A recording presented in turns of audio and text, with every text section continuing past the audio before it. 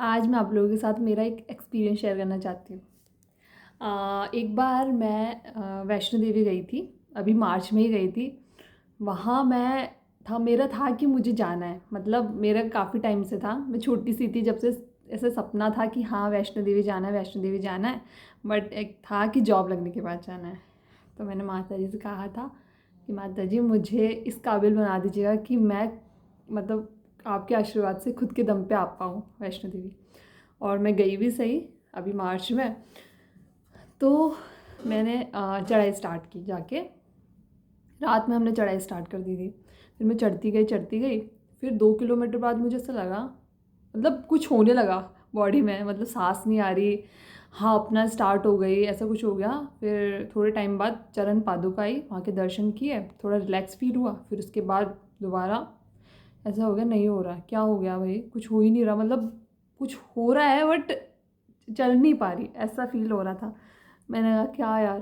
फिर उसके बाद बैठी, मतलब मैं हर 2-3 मिनट में बैठ रही, कहीं बैठ जा रही, पानी पी रही, कहीं बैठ के फिर पानी पी रही, फिर 2-3 मिनट बाद फिर पानी पी रही। फिर मुझे एक पॉइंट पे लगा, मैंने मम्मी से पूछा कितना टाइम, मतलब कितना चढ़ लिया। मम्मी ने कहा 2-3 किलोमीटर चढ़ लिया। मैंने कहा क्या, अभी तो मतलब 15 किलोमीटर लमसम है, 14 किलोमीटर। मैंने कहा अभी तो 10 किलोमीटर से भी ज़्यादा चढ़ना है, ऐसा अब कैसे होगा। फिर उसके बाद फिर मैं दोबारा 5 मिनट में हाँफ रही, फिर 5 मिनट, फिर मेरे को बैठ गई।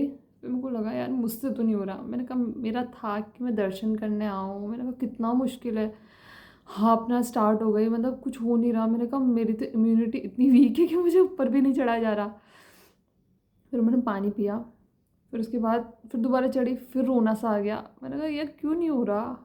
फिर उसके बाद मेरे को ऐसा था कि गिव अप कर दूँ, दोबारा चली जाऊँ। मैंने कोई बात नहीं, दर्शन मैंने देख लिया ना यहाँ नीचे से पहाड़ को कोई बात नहीं। फिर लेकिन मन में था यार मैं यहाँ तक आई हूँ।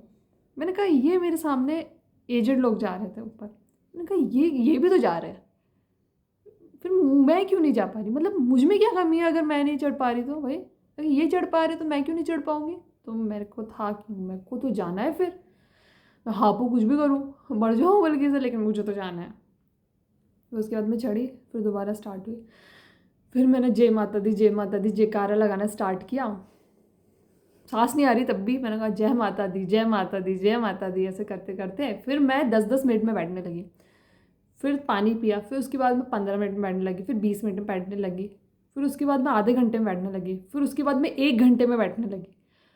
फिर उसके बाद मुझे 3 किलोमीटर पहले पहले से ही मुझे भवन दिख गया। फिर उसके बाद तो भाई मैं दौड़ी दौड़ी गई हूँ। उसके बाद ना मुझे हाँफना कुछ हुआ ना कुछ हुआ, भाई मैं चली गई, मतलब हालत ख़राब हो गई थी। लेकिन पहुँच गई मैं अपनी मंजिल के करीब, मेरे को रोना सा आ गया। मैंने कहा यार यहाँ आने का सपना था मेरा और मैं पहुँच गई। मैं बीच रास्ते में अगर गिव अप कर देती तो शायद मैं यहाँ नहीं होती जहाँ मुझे होना चाहिए था। मैं वहाँ पहुँची, मैंने दर्शन किए, सब कुछ हो गया। फिर उसके बाद तो लगा खाना वाना खाया। फिर उसके बाद लगा कि रोपवे ले लेते हैं। रोपवे देखा तो 4:30 बज रही सुबह की, और 8:30 बजे टाइमिंग लिख रहा है, 8:30 बजे स्टार्ट होगा भैरव जी के लिए। मैंने कहा अब तो क्या करें, अब बिना दर्शन के भैरव जी के नीचे चलते हैं। मम्मी ने कहा नहीं मुझे तो दर्शन करना है। मैंने कहा चलो, चले फिर, लेकिन चला नहीं जा रहा तो हम चलना स्टार्ट हुए ऊपर।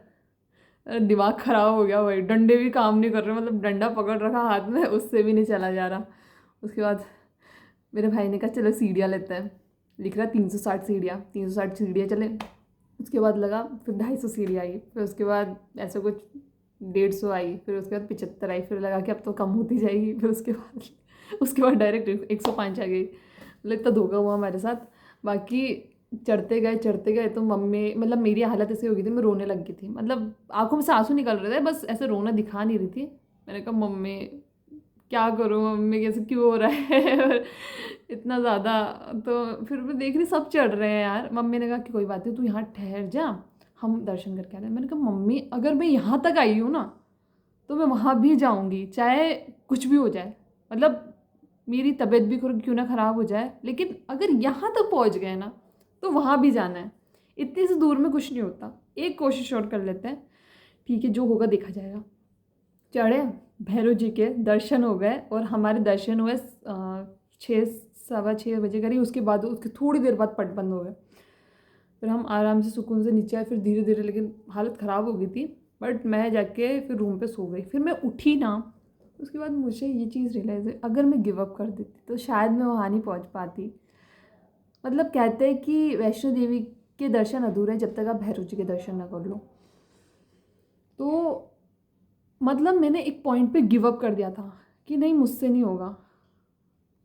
और मैं वापस आने लग गई थी कि मैं जा रही हूँ, लेकिन मैं बोल नहीं पा रही थी। मतलब मन में ऐसा था कि वापस चली जाओ रूम पे। बट मैंने सोचा कि थोड़ी सी और कोशिश कर ले, थोड़ी देर और, थोड़ी देर और, थोड़ी देर और मैं पहुँच गई। एक चीज़ सोचो, अगर वहाँ दुनिया पहुँच पा रही है ना, तो तुम में कोई कमी नहीं है, ठीक है। अगर वहाँ 100 लोग भी पहुँच पा रहे हैं ना, तो तुम में कोई कमी नहीं है, तुम भी जा सकते हो। बस तुम्हें अपने आप से लड़ना है, तुम्हें अपने आप को बोलना है। तुम्हें किसी से बोलने की ज़रूरत नहीं है, कोई तुम्हें समझाने नहीं आ रहा, किसी से परमिशन लेने की ज़रूरत नहीं है, किसी की मोटिवेशन की ज़रूरत नहीं है। बस तुम्हें खुद से बोलना है, yes you can do it.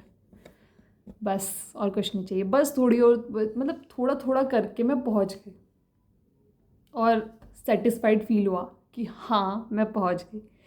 तो यही सभी एस्पिरेंट्स के लिए, लाइफ के लिए, जो एग्ज़ाम्स की प्रिपरेशन कर रहे हैं, उनको एक पॉइंट पे लगेगा जब एग्ज़ाम्स क्लियर नहीं होते कि यार गिव अप कर देते हैं, एज निकली जा रही है, ये हो रहा है, वो हो रहा है, वो हो रहा है।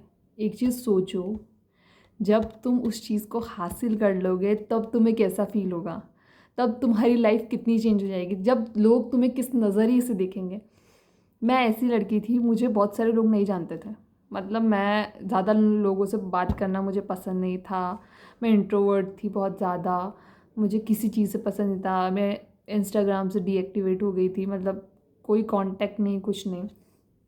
और लोगों ने मेरे बारे में पूछा भी नहीं कि पूजा कहाँ है। आज जब जॉब लग गई तो आगे होके लोग आके पूछते हैं। तो ये एक ईगो वाली बात नहीं है, या फिर इसमें कोई ऐसा नहीं है कि हाँ चने के झाड़ पे चढ़ जाओ, ऐसा कुछ नहीं है। बस ये चीज़ है कि तुम्हें एक बहुत अच्छी लाइफ मिल जाएगी इससे। जब हमें कुछ अच्छा अचीव कर लेते हैं ना, तो बहुत अच्छा फील होता है। तो इसलिए कभी गिव अप मत करो यार। तुम एक कोशिश, ऐसा लगेगा कि हाँ अब नहीं होगा, अब नहीं होगा, अब नहीं होगा, लेकिन करते जाओ ना यार, क्या पता हो जाए। और हो जाता है, सही बताओ तो हो जाता है। बस थोड़ा और, थोड़ा और, थोड़ा। ऐसे यूपीएससी में होता है, बहुत सारे लोग गिव अप कर देते बीच में, लेकिन क्या पता वो थोड़ा सा ही दूर थे।